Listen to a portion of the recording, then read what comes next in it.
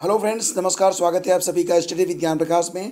Current affairs के आज के वीडियो में डिस्कस करते हैं 2 जुलाई 2020 के सबसे इंपॉर्टेंट करंट अफेयर्स। पहला प्रश्न होगा कि स्ट्रीट वेंडर्स लोन की सुविधा के लिए सरकार ने कौन सा पोर्टल शुरू किया है। तो गलियों में जो लोग व्यापार करते हैं, छोटी छोटी दुकानें लगाते हैं, उनको लोन आसानी से मिल सके, इसके लिए सरकार ने एक पोर्टल लॉन्च किया है और पोर्टल का नाम है पीएम स्वनिधि, यानी कि विकल्प बी यहाँ पर सही जवाब है। नेशनल एंटी डोपिंग एजेंसी का मोबाइल ऐप, जिसको नाडा ऐप के नाम से जाना जाएगा, तो नाडा ऐप को हाल ही में किसने लॉन्च किया है? राजनाथ सिंह, प्रधानमंत्री नरेंद्र मोदी, नितिन गडकरी जी ने या फिर किरण रिजिजू जी ने? सही जवाब इसका क्या होगा? सही जवाब है ऑप्शन डी, युवा मामले और खेल मंत्री किरण रिजिजू ने नेशनल एंटी डोपिंग एजेंसी का मोबाइल ऐप नाडा ऐप को अभी हाल ही में लॉन्च किया है। और इस ऐप का जो मुख्य उद्देश्य है वो है कि डोप टेस्ट पर आसान जानकारी मिल सके खिलाड़ियों को, ताकि वो लोग बच सकें कुछ दवाओं से के सेवन से, और जो प्रतिबंधित दवाएं हैं उसकी जानकारी भी उनको मिलनी चाहिए, तो सारी जानकारी उनको मिलेगी। तो एक्चुअली में इस ऐप का जो मुख्य उद्देश्य है वो डोप टेस्ट पर आसान जानकारी के साथ साथ नाडा और एथलीटों के बीच की दूरी को समाप्त करना है। क्वेश्चन नंबर 3 पे आते हैं। हमारा घर हमारा विद्यालय योजना किस राज्य ने शुरू की है? तो फ्रेंड्स, यह एक ऐसी योजना है जिसमें जो स्टूडेंट होंगे उनको घर में ही स्कूल का माहौल मिलेगा, घर में ही उनके घंटी बजेगी, उसके बाद एक एक घंटे की कक्षाएं चलेंगी और इस योजना की शुरुआत की जाएगी 6 जुलाई से। और ये योजना शुरू करने वाला राज्य कौन सा है? मध्य प्रदेश। तो ऑप्शन बी इसका सही जवाब होगा।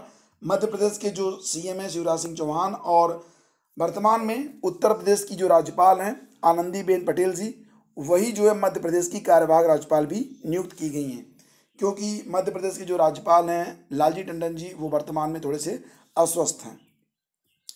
आगे बढ़ते हैं। हमारा घर हमारा विद्यालय परियोजना मध्य प्रदेश सरकार ने 27 जून को शुरू की है, जो कि 6 जुलाई से शुरू हो जाएगा। ठीक है, 27 को लॉन्च हुआ है ये।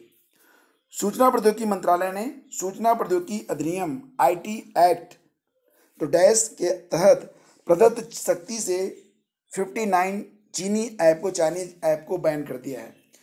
तो अभी हाल ही में जैसा कि आपको पता है कि भारत में कुल 59 चाइनीज ऐप को बैन कर दिया गया है।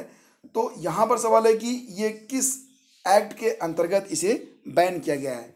तो याद रखना कि सूचना प्रौद्योगिकी अधिनियम यानी कि आईटी एक्ट 69A के तहत इसे बैन किया गया है। तो ये बहुत इंपॉर्टेंट है, याद रखना। 69A एक्ट के तहत ये जो 59 चीनी ऐप हैं उनको बैन किया गया है। तो ये सही जवाब होगा इसका। आईटी मंत्रालय ने आईटी एक्ट 69A के तहत दी गई सूचना प्रौद्योगिकी अधिनियम 2009 की शक्तियों का प्रयोग कर 59 चाइनीज ऐप को भारत में प्रतिबंधित कर दिया है। अब यहाँ पर देखिए क्वेश्चन होगा कि बेट 2020 मानवतावादी पुरस्कार। अब यहाँ पर जो बेट है उसका मतलब है बीईटी 2020 मानवतावादी पुरस्कार से किसे सम्मानित किया गया है? सही जवाब इसका होगा पॉप स्टार बियोंस को अभी हाल ही में सम्मानित किया गया।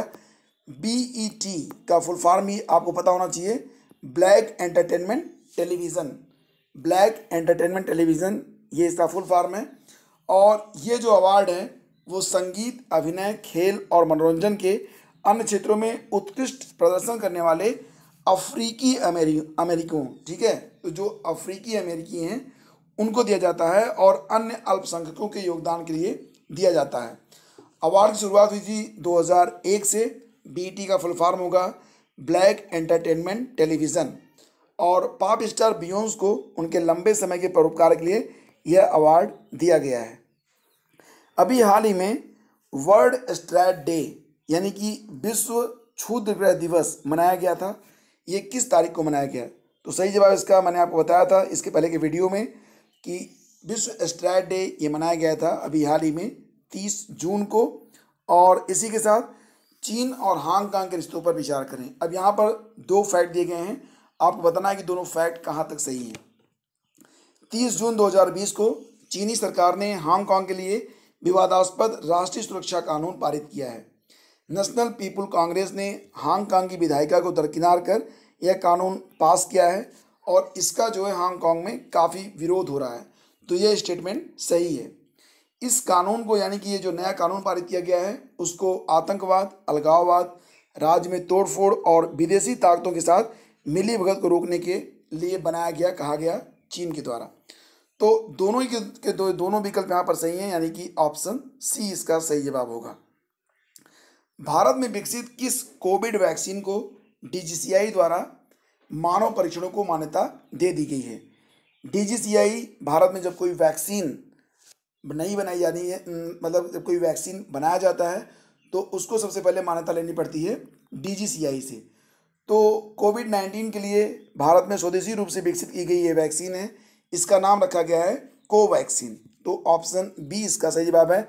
याद रखना, कोवैक्सीन को डीजीसीआई द्वारा मानव परीक्षण को मान्यता दे दी गई है। DGCI stand for drug controller general of India.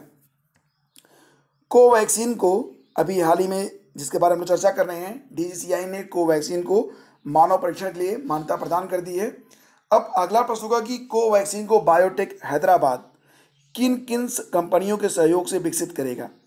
तो कोवैक्सीन को बनाने वाली कंपनी है बायोटेक हैदराबाद और दो कंपनियां हैं जिसमें एक है आईसीएमआर, दूसरा है एनआईवी। तो दोनों के सहयोग से ये जो वैक्सीन है वो बनाई जा रही है।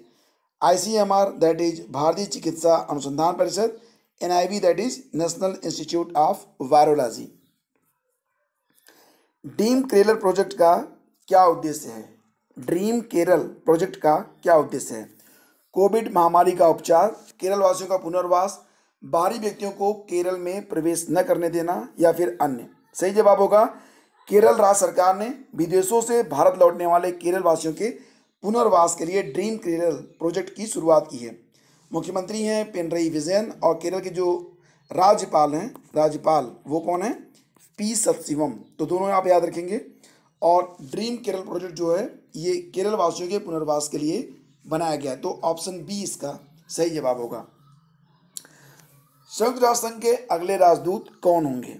सी रंगराजन, रघुराम राजन, इंद्रमणि पांडे या फिर अन्य। तो याद रखना कि संयुक्त राष्ट्र संघ में भारत के जो अगले राजदूत होंगे वो होंगे इंद्रमणि पांडे।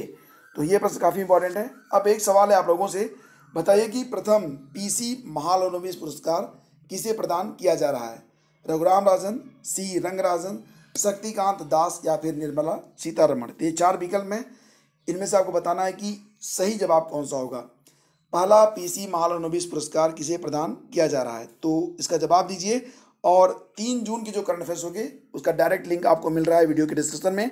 डिस्क्रिप्शन को चेक करें और 3 जून का जो करंट अफेयर्स है, 3 जुलाई का जो करंट अफेयर्स है उसको भी देखिए, वो काफ़ी इंपॉर्टेंट है। और नियमित रूप से करंट अफेयर्स के जो वीडियो जो अपलोड किए जा रहे हैं उसको आप लोग देखते रहें। आगामी प्रतियोगी परीक्षाओं के लिए ये वीडियोस काफ़ी इंपॉर्टेंट रहेंगे। बहुत बहुत धन्यवाद। Have a great day. जय हिंद।